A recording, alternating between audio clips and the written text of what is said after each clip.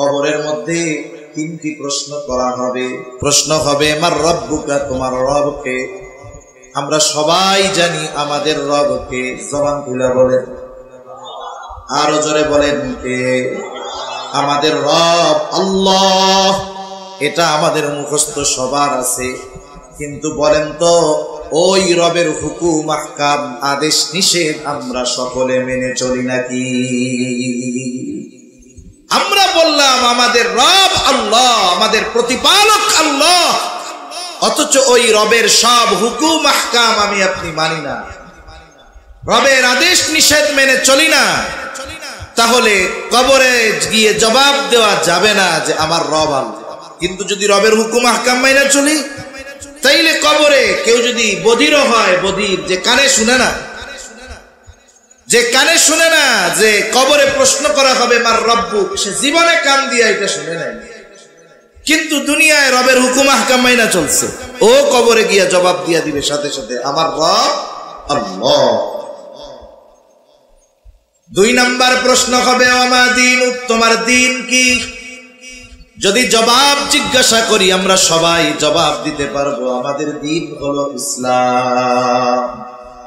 আমাদের দিন কি? জবান খুলে বলেন, আরো জোরে বলেন আমাদের দিন কি? কিন্তু আফসোস, খোঁজ নিয়ে দেখা যাবে আমার ব্যক্তিগত জীবনে ইসলাম নাই, পারিবারিক জীবনে ইসলাম নাই, অর্থনৈতিক জীবনে ইসলাম নাই, কোথাও ইসলাম নাই, অথচ আমি বলি আমার জীবন ব্যবস্থার নাম হলো ইসলাম। এজন্য আমার জীবনকে ইসলামের সাথে সম্পৃক্ত করতে হবে।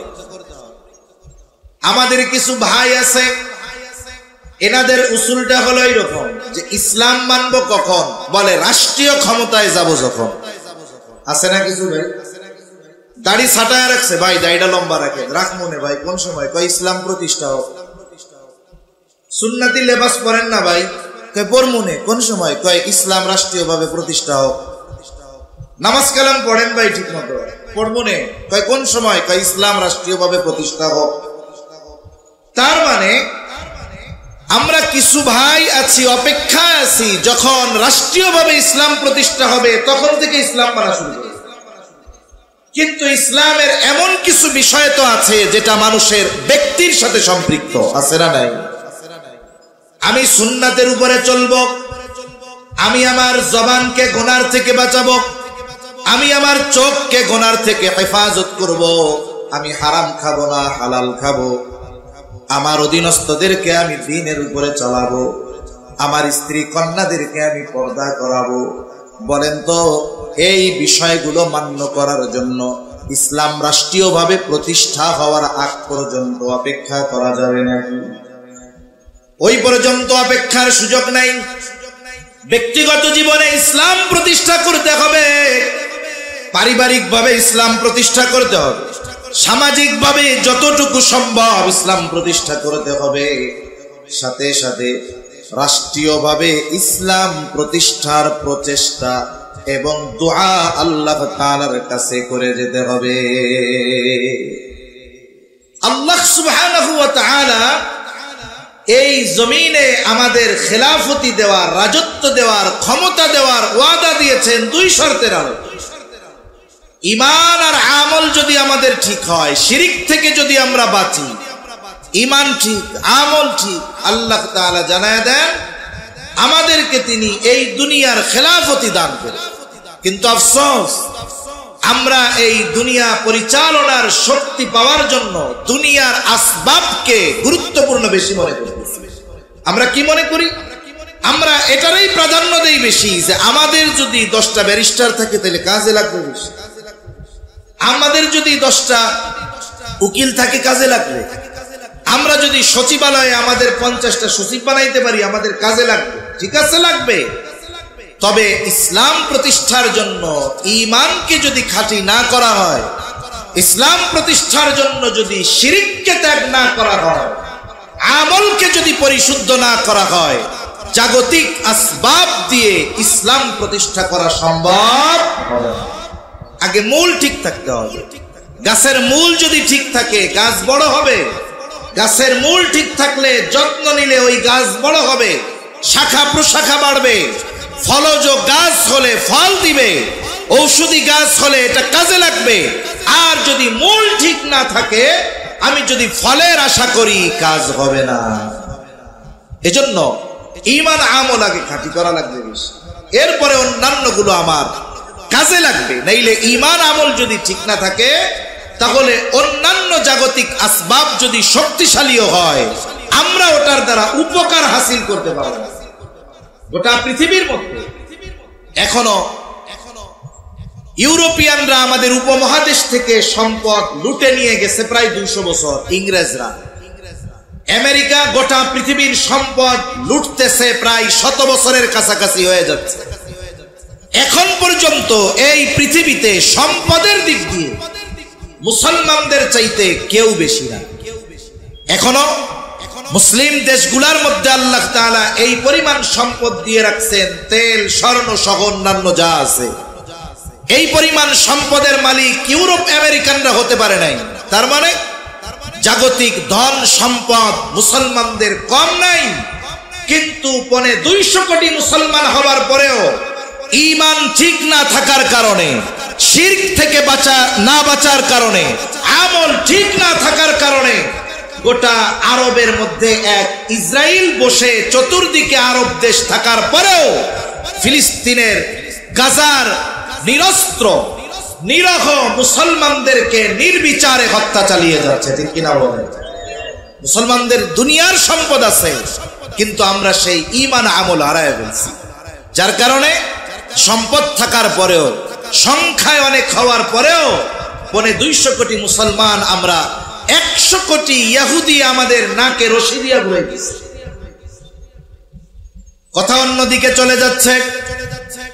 তাহলে বলতেছিলাম, কবরে দ্বিতীয় প্রশ্ন করবে, ওমা দীনুক, তোমার দিন কি? সবাই জবাব আমরা দিতে পারবো, আমার দিন হলো ইসলাম। কিন্তু এই জবাব কবরে দেওয়ার জন্য ইসলামের উপরে আমাকে প্রতিষ্ঠিত হতে হবে, ব্যক্তি জীবন ইসলামের আলোকে সাজাতে হবে, পারিবারিক জীবন ইসলামের আলোকে সাজাতে হবে, অর্থনৈতিক রাজনৈতিক সমাজ জীবন ইসলামের আলোকে সাজাতে হবে। আমার যতটুকু সম্ভব পরিপূর্ণ ইসলামী অনুশাসন মেনে চলার সাথে সাথে রাষ্ট্রীয়ভাবে ইসলাম প্রতিষ্ঠার জন্য প্রচেষ্টার সাথে সাথে আল্লাহ তাআলার কাছে দোয়া করতে হবে। 3 নাম্বার প্রশ্ন করা হবে নবীজিকে দেখায়া, মা হাদার রাজুলুল্লাযী বুইসা ফীকুম, এই ব্যক্তিকে যাকে তোমাদের কাছে প্রেরণ করা হয়েছিল। অথবা প্রশ্ন করা হবে, ওমান নবী, তোমার নবীকে। এই প্রশ্নের জবাব আমরা সবাই জানি, মুহাম্মাদুর রাসূলুল্লাহ সাল্লাল্লাহু আলাইহি ওয়াসাল্লাম। তবে ওই ব্যক্তি কবরে এই প্রশ্নের জবাব দিতে পারবে যারা নবীজির সুন্নাতের আলোকে নিজেকে সুসজ্জিত করেছিল। সুন্নাত অনুযায়ী চললাম না, নবীর আদর্শে আদর্শিত হলাম না, নবীর সিরাত কে সামনে রেখে আমার আপনার জীবনকে আমি সুসজ্জিত করলাম না, কবরে গিয়ে জবাব দেওয়া সম্ভব নয় যে ইনি আমাদের নবী মুহাম্মাদুর রাসূলুল্লাহ সাল্লাল্লাহু আলাইহি ওয়াসাল্লাম। তাহলে মূল কথা হলো এইটা যে কবরের 3 প্রশ্নের জবাবের সম্পৃক্ততা লেখা পড়া মুখস্থ নকলের সাথে নয়, বরং কবরের 3 প্রশ্নের জবাবের সম্পৃক্ততা হলো দুনিয়ার কর্মের সাথে, আমলের সাথে। আল্লাহ আমাদেরকে ওই রকম আমল দুনিয়ায় করার তৌফিক দান করেন বলি আমিন। তাহলে আল্লাহ তাআলা বললেন, আল-ইয়াওমা আকমালতু লাকুম দীনাকুম, আমি তোমাদের জন্য তোমাদের দিন পরিপূর্ণ করে দিলাম, তোমাদের জীবন ব্যবস্থাকে পরিপূর্ণ করে দিলাম। তার মানে ইসলাম হলো পরিপূর্ণ এক জীবন ব্যবস্থা, যেখানে মানব জীবনের সব ধরনের সমস্যার সমাধান আছে। মানব জাতি যত বড় সমস্যায় পড়ুক না কেন, ইসলামের দিকে যদি ফিরে আসে, ইসলাম থেকে যদি সমস্যার সমাধান গ্রহণ করে নেয়, তাহলে সমস্যা যত বড় হোক ওই সমস্যার সমাধান করা সম্ভব। তাহলে বলতেছিলাম, আমার আপনার নবীজির মাধ্যমে আল্লাহ তাআলা কয়েকটি বিষয়ের পূর্ণতা দিয়েছেন। এক নাম্বার, আল্লাহ রাব্বুল আলামিন দ্বীন পরিপূর্ণ করে দিয়েছেন, শরীয়তের পরিপূর্ণতা প্রদান করেছেন। আমার আপনার নবীজির আগে কারো মাধ্যমে আল্লাহ তাআলা এই শরীয়তের পূর্ণতার ঘোষণা দেন নাই। শরীয়তের পূর্ণতার ঘোষণার পরপরই আল্লাহ তাআলা বলেন, ওয়া আতমামতু আলাইকুম নি'মাতি। আল্লাহ তাআলা বলেন, আমি তোমাদের জন্য আমার নিয়ামত পূর্ণ করে দিলাম। শরীয়ত পূর্ণতার সাথে সাথে নিয়ামতের পূর্ণতার ঘোষণা আল্লাহ তাআলা দিয়েছেন। শরীয়ত পূর্ণতার সাথে সাথে নিয়ামতের পূর্ণতার ঘোষণা দিয়েছেন। শরীয়তের সাথে নিয়ামতের সম্পৃক্ততা কি? বুজুর্গানে দিন বলেন, শরীয়তের পূর্ণতার ঘোষণা দেওয়ার সাথে সাথে নিয়ামতের পূর্ণতার ঘোষণা দেওয়ার কারণ হলো, যেখানে যতটুকু শরীয়ত ওই জায়গায় আল্লাহ তাআলার পক্ষ থেকে ততটুকু নিয়ামত হবে। যেখানেই পরিপূর্ণ শরীয়ত ওই জায়গায় আল্লাহ তাআলার পক্ষ থেকে পরিপূর্ণ নিয়ামত, ওই এলাকার মানুষ তারা পরিপূর্ণ নিয়ামত ভক্ষণ করতে পারবে। তাহলে আল্লাহ তাআলার পক্ষ থেকে পরিপূর্ণ নিয়ামত পাবার শর্ত হলো পরিপূর্ণ শরীয়তের অনুশাসন মেনে চলা। যেখানেই শরীয়ত সেখানেই আল্লাহর পক্ষ থেকে নিয়ামত। মানব জীবনে আমাদের এমন একটি মুহূর্ত অতিবাহিত হয় না যেই মুহূর্তে আমরা আল্লাহ তাআলার নিয়ামত বিহীন অতিবাহিত করি। এমন কোন মুহূর্ত আমাদের থেকে অতিবাহিত হয় না। প্রতিটা শ্বাস প্রশ্বাসে আমরা নিয়ামত ভক্ষণ করি। কার? জোরে বলেন, আরো জোরে বলেন, কার? এত নিয়ামত আমরা পাচ্ছি অল্প কিছু হুকুম আহকাম মেনে চলার বদলে। আর যদি আমরা পরিপূর্ণ দ্বীন মেনে চলতে পারতাম, আমাদের ব্যক্তিগত জীবন থেকে নিয়ে যদি একেবারে রাষ্ট্রীয় জীবন পরিপূর্ণ শরীয়তের আলোকে পরিচালিত হতো, তাহলে আশা করা যায় আল্লাহ তাআলা আমাদের জন্য আসমান এবং জমিনের বরকতের দরজা সমূহ খুলে দিত। আল্লাহ তাআলা কোরআনুল কারীমের মধ্যে ওয়াদা দিয়েছেন, যারা ঈমান আনবে, আল্লাহকে ভয় করবে, আল্লাহ রাব্বুল আলামিন তাদের জন্য আসমান জমিনের বরকতের দরজা খুলে দিবে। আল্লাহ তাআলা বলেন, ওয়ালাউ আন্না আহলাল কুরা আমানু ওয়াত্তাকাউ লাফাতাহনা আলাইহিম বারাকাতিন মিনাস সামাই ওয়াল আরদ। আল্লাহ তাআলা বলেন, জনপদের অধিবাসীরা যদি ঈমান আনে আর মুত্তাকি হয়ে যায়, লাফাতাহনা আলাইহিম বারাকাতিন মিনাস সামাই ওয়াল আরদ, তাহলে অবশ্যই আমি তাদের জন্য আসমান এবং জমিনের বরকতের দরজা সমূহ খুলে দিব। তাহলে ঈমান আর তাকওয়ার শর্ত আল্লাহ তাআলা দিয়েছে। যেই জনপদের অধিবাসীরা ঈমানের উপরে সর্বোচ্চ স্থানে পৌঁছাবে, ঈমান যাদের সর্বোচ্চ মজবুত হবে, তাকওয়া যাদের সর্বোচ্চ হবে। তাকওয়াওয়ালা কারা? যারা আল্লাহ তাআলার আদেশ সমূহ মেনে চলে, নিষেধ সমূহ থেকে বেঁচে থাকে, ওরাই তো মুত্তাকি। তার মানে ঈমানের সাথে সাথে যারা সর্বোচ্চ পরিমাণে আল্লাহ তাআলার বিধিবিধান মেনে চলবে, আল্লাহ তাআলা তাদের জন্য আসমান জমিনের বরকতের দরজা খুলে দিবে। সুবহানাল্লাহ। এখন এর উপমা দিতে গিয়ে আমরা 1500-2000 বছর আগে যাওয়ার দরকার নেই। আমরা একেবারে নিকট অতীতের থেকে একটা উপমা নেই। এই পৃথিবীতে একটা দেশ আছে আমেরিকা, তার ন্যাটো জোট সহ, যেই দেশে প্রায় 2 যুগের কাছাকাছি ধ্বংসলীলা চালিয়েছে। এমন একটা দিন অতিবাহিত হয় নাই যেই দেশে আমেরিকা আর তার জোট মিলে বোমা হামলা করে নাই। বলেন তো সেই দেশটার নাম কি? আফগানিস্তান। 22 বছরের উপরে একেবারে টানা তাদের উপরে প্রতিদিন বোমা হামলা চলেছে কোথাও না কোথাও। একসাথে এই পৃথিবীর সর্বোচ্চ শক্তিধর দেশগুলা 22 বছর তাদের উপরে আক্রমণ চালানোর পরেও তাদেরকে ধ্বংস করে দিতে পারে নাই, নিশ্চিহ্ন করে দিতে পারে নাই। 2 দশক বা 2 যুগ পর যখন তারা হিসাব নিকাশের খাতা খুলে বসছে, হিসাব করে দেখলো এতদিন তাদের চেষ্টা এটা পুরাই বিফল, কোনো লাভ হয় নাই। এখন তারা চিন্তা করলো এখানে আর থাকা যাবে না। একটা সময় নিজেদের অবস্থা বুঝতে পেরে ওই দেশ ছেড়ে তারা রাতের আধারে পালিয়ে চলে গেল। মূলত পালায়া চলে গেছে, এটা হলো মূল কথা।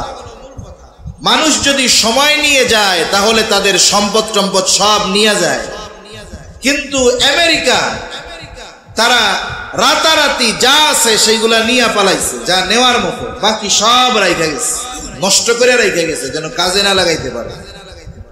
ওরা যাওয়ার সময় কি করছে বলে, ওই 22 বছর আগে যাদের থেকে অন্যায়ভাবে ক্ষমতা কেড়ে নিয়েছিল আবার তাদের হাতেই ক্ষমতা দিয়ে গেছে। 22 বছর আগে তাদের উপরে আমেরিকা আর তার জোট মিলে আক্রমণ করেছিল। এর মূল কারণ ছিল তারা কোরআন সুন্নাহর অনুশাসন মেনে চলে রাষ্ট্র পরিচালনা করেছিল। এটাই ছিল তাদের মূল অপরাধ, আর কিছু না। যে তারা শরঈ শাসন ওই দেশে কায়েম করেছে, এই জন্য তাদেরকে ধ্বংস করে দেওয়ার ষড়যন্ত্র তারা করছে। একা না, আমেরিকা একা না, ইউরোপিয়ান সব শক্তি সম্মিলিতভাবে তাদেরকে আক্রমণ করছে। 22 বছর কিছুই করতে পারে না, কারণ যেটা ইমিটেশন, এটা যতই চকচক করুক, ওই স্বর্ণকারের অ্যাসিড বা আগুনের মধ্যে দিলে ওইটার রূপ ধরা পড়বে, ওইটা শেষ হয়ে যাবে। কিন্তু যেটা খাঁটি স্বর্ণ, ওইটার গায়ে যত ময়লা কাদা লাগুক না কেন, ওইটারে যখন আগুনে পুড়াবে আর অ্যাসিডে দিবে, ওইটা আরো আগের চাইতে খাঁটি হবে, ঠিক কিনা বলে? এজন্য স্বর্ণকে খাঁটি করার জন্য পোড়ানো হয়, অ্যাসিডে দেওয়া হয়। যেই স্বর্ণরে যত ভালোভাবে পোড়ায় বলে ওইটার খাত তত দূর হয়, খাঁটি তত বেশি হয়। ওই মানুষগুলো তো এমনিতেই খাঁটি, আর এই 20-22 বছরের যুদ্ধ তাদেরকে আরো খাঁটি সোনায় রূপান্তর করছে। একটা সময় আমেরিকা তার ন্যাটো জোট সহ পালায় গেছে। 22 বছর আগে যাদের থেকে ক্ষমতা কেড়ে নিয়েছিল, আবার তাদের হাতে রাষ্ট্র পরিচালনার দায়িত্ব দিতে তারা বাধ্য হয়েছে। যাবার সময় এমন কোন উল্লেখযোগ্য স্থাপনা নাই তারা ধ্বংস করে যায় নাই। তার মানে ধ্বংসস্তূপে পরিণত একটি দেশ তাদের হাতে তুলে দিয়ে তারা রাতারাতি চলে গেল। সাথে সাথে তাদের যেই রিজার্ভ ছিল, রাষ্ট্রীয় যেই সম্পদ, এটাকেও আমেরিকা নিয়ে গেছে। একেবারে মোল্লাদের হাতে দেশটাকে দিয়ে গেছে, কিন্তু হাতের মধ্যে কোনো টাকা পয়সা দেওয়া যায় না। নতুন করে কেমন করে এই শহর তারা গড়বে, স্থাপনাগুলোকে আবার কেমনে গড়ে তুলবে, এই জন্য টাকা পয়সা দরকার, কিছুই তাদের হাতে দেয় না। একটা দেশ তাদের হাতে তুলে দিয়ে গেছে, যেই দেশ ধ্বংসস্তূপে পরিণত একটা দেশ। আজকে একটা খবর দেখলাম, আমেরিকা যখন আফগানিস্তানে গেছিল হামলা করার জন্য, গ্রাম অঞ্চলে মাঝে মধ্যে ডাকাতি হয়, জানেন? হয় আপনাদের এদিকে ডাকাতি হয়। আপনার এলাকায় যখন ডাকাতি হবে, এ বিষয়ে আপনি সুনিশ্চিত থাকবেন যে আপনার এলাকায় ওই বাহির থেকে ডাকাত এসে ডাকাতি করতে পারবে না, যতক্ষণ না আপনার এলাকার ডাকাতরা ওদের সহযোগিতা না করবে, ঠিক কিনা কম? আপনার এলাকার সোর্স তাদেরকে সহযোগিতা করলে ওরা বাহির থেকে এসে ডাকাতি করতে পারবে। আফগানিস্তান গিয়ে আমেরিকা আর ন্যাটো জোট মাজলুমের উপরে এই পরিমাণ জুলুম করতে পারতো না যদি ওই আফগানিস্তানের কিছু দালাল ওদেরকে সহযোগিতা না করত। যেই দালালেরা যুগের পর যুগ তাদেরকে সহযোগিতা করেছিল, মনে করেছিল আমেরিকানদেরকে সহযোগিতা করার মাধ্যমে আমরা আমেরিকার সিটিজেনশিপ পেয়ে যাব, আরামে ভোগ বিলাসে আরাম করে বাকি হায়াত কাটায় দিব। ডোনাল্ড ট্রাম্প ওই ধরনের আফগানিস্তানের ওই দালাল যারা আমেরিকায় ছিল এদেরকে বইলা দিছে 1 সপ্তাহের মধ্যে আমেরিকা ছাড়া দিতে হবে। কয় সপ্তাহের মধ্যে? 1 সপ্তাহের মধ্যে। এখন টের পাবে মজা করে। দালালি কইরা গেছিলি, মুনাফিকি করেছিলি, যাদেরকে সাহায্য করেছিলি মুসলমানদেরকে মারার জন্য, তোরা তো গাদ্দার, ওরা ভালো মতো জানে। এই জন্য ওদেরকে বলছে যাও 1 সপ্তাহের মধ্যে দেশ ত্যাগ করবা। তাহলে করুণ পরিণতির মধ্যে তারা আছে। এজন্য বিশ্বাসঘাতক মুনাফিক যেগুলো, এগুলো দুনিয়া আখিরাত কোথাও শান্তিতে থাকতে পারে। ইংরেজদেরকে সহযোগিতা করছিল যারা, নবাব সিরাজউদ্দৌলার বিরুদ্ধে, এদের মধ্যে মীর জাফরও ছিল। ইংরেজরা ঠিক সময় চিন্তা করছে যেই বেটা ওর জাতির সাথে ধর্মের সাথে গাদ্দারি করতে পারে, ও আমাদের সাথে গাদ্দারি করবে না, এর কোনো গ্যারান্টি আছে? এক সময় মীর জাফরকে ওরা মেরে দিচ্ছে, আমেরিকাও গাদ্দারদেরকে পাঠায়া দিচ্ছে। কিন্তু যাদেরকে মারার জন্য আমেরিকা গিয়েছিল আজকে তারা রাষ্ট্র পরিচালনার দায়িত্বে নিয়ে আছে। যাই হোক, দায়িত্ব দিয়ে গেছে খালি হাতে, কোনো কিছু নাই। চিন্তা করছে যে 6 মাস যাওয়ার পরে আফগানিস্তানের লোকজন বলা শুরু করবে আগেই ভালো ছিল। কি বলবে? আগেই ভালো ছিল। কিন্তু এই রাষ্ট্র পরিচালনার দায়িত্ব কোন মুনাফিকের হাতে আসে নাই, কোন দুর্নীতিবাজের হাতে রাষ্ট্র পরিচালনার দায়িত্ব আসে নাই, কোন সম্পদ পাচারকারীর হাতে এই দায়িত্ব আসে নাই, কোন রডের বদলে বাঁশ দেওয়া ইঞ্জিনিয়ারের হাতে এই দায়িত্ব আসে নাই। এই রাষ্ট্র পরিচালনার দায়িত্ব বলা চলে বর্তমান দুনিয়ার ঈমান আর তাকওয়ার দিক দিয়ে যারা সর্বোচ্চ স্থানে, তাদের হাতে আসছে। সাময়িক কিছু কষ্ট হয়তো তাদের হয়েছে, কিন্তু 3 বছর চলমান, এখনো পূর্ণ হয় নাই। আন্তর্জাতিক অর্থনীতি বলে এই পৃথিবীতে একমাত্র আফগানিস্তান এমন একটা দেশ যাদের মুদ্রার মান, অর্থনীতি সময়ের সাথে সাথে উন্নতি আর অগ্রগতির সর্বোচ্চ শিখরের দিকে ছুটে চলছে। আফগানিস্তানের টাকার মান বাংলাদেশের টাকার চাইতেও বেশি, প্রায় 3 গুণের কাছাকাছি। বর্তমান বিগত 2-3 বছরের সমীকরণ, মুদ্রার মান কাদের বাড়তেছে? এখানে দেখা গেল আফগানিস্তানের মুদ্রার মান সবচাইতে বেশি বাড়তেছে, অথচ দেশটা ধ্বংসস্তূপে পরিণত ছিল। রিক্ত হস্তে তাদের হাতে একটা দেশ তুলে দেওয়া হয়েছে। প্রথম দিকে আমরা দেখতাম আমাদের দেশে কিছু মেইন স্ট্রিম মিডিয়া ছিল, ওই সময়গুলোতে আমাদের দেশ থেকে lakh crore crore million million dollar পাচার হচ্ছিল, এগুলা নিয়ে লেখে না। ওরা আফগানিস্তানে কি হইল এটা নিয়ে ওদের ঘুম হারাম। অথচ একটা সময় আমরা তাদের সব অপপ্রচারের জবাব আমরা পেয়ে গেলাম। ওরা বলল নারীদের লেখাপড়া বন্ধ করে দিছে আফগানিস্তান। আমরা কি দেখলাম? নারীদের জন্য স্বতন্ত্র ইউনিভার্সিটি হয়েছে এবং ওই জায়গা থেকে নারীরা নিরাপত্তার সাথে নির্বিঘ্নে তাদের গ্রাজুয়েশন কমপ্লিট করতেছে।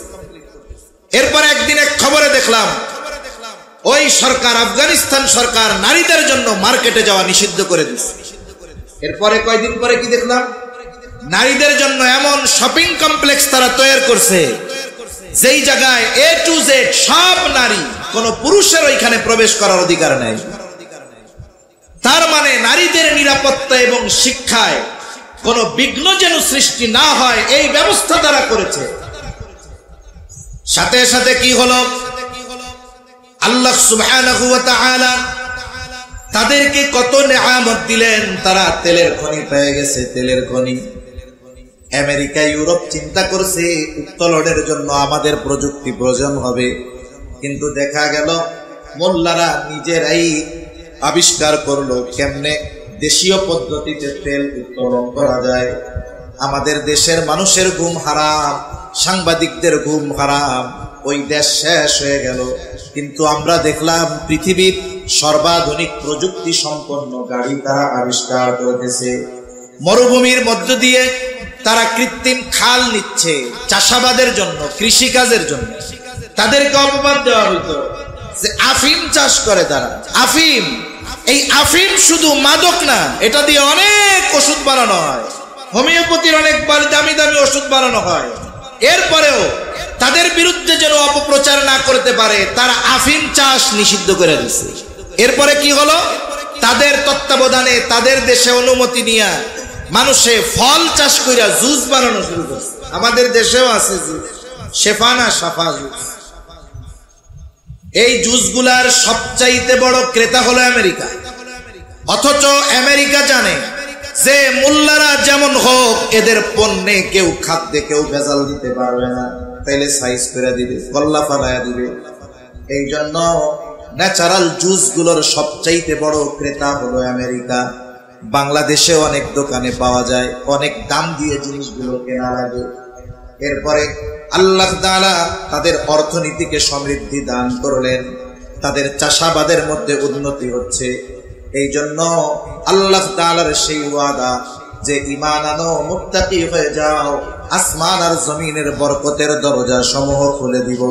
এই আয়াতের আলোকে যদি সবচাইতে বড় উপমা হয়, এই 21 শতাব্দীতে এর সবচাইতে বড় উদাহরণ হলো আফগানিস্তান। সময়ের সাথে সাথে তাদের উন্নতি বাড়তেছে, বরং আজকে তাদের প্রেসিডেন্ট আজকে এক ঘোষণায় দেখলাম এটা জানায় দিছে, এখন থেকে সব প্রদেশে যারা দায়িত্বে আছে গভর্নর, তাদেরকে নির্দেশ দিয়ে দেওয়া হয়েছে যে গোটা রাষ্ট্রে শরীয় আইন মেনে বিচার কার্য পরিচালনা হবে। এবং আমেরিকাকে তারা জবাব দিয়ে দিয়েছে, আমাদের রাষ্ট্র আমরা কিভাবে পরিচালনা করি সেটা আমাদের বিষয়, আমাদের রাষ্ট্রীয় কোনো বিষয়ে হস্তক্ষেপ করার অধিকার কারো নাই। এইরকম ভাবে গোটা পৃথিবীর সুপ্রিম পাওয়ারের অধিকারী যারা, চোখের সাথে চোখ রাঙিয়ে কথা বলার জন্য ঈমানের মতো পাওয়ার দরকার হয়, ঠিক কিনা বলে? এখন তারা নিশ্চিত যে ইনশাআল্লাহ আমাদেরকে পদদলিত করার ক্ষমতা ওদের নেয়। এজন্য আমেরিকাও রাগ হইয়া কইছে যেগুলা আসোস আফগানিস্তানে সব ভাগ দুটোগুলোকে সম্পর্ক নেই। তা সম্মানিত উপস্থিতি, বলতেছিলাম যে আল্লাহ তাআলা শরীয়ত পূর্ণতার সাথে সাথে নিয়ামত পূর্ণতার ঘোষণা দিয়েছেন।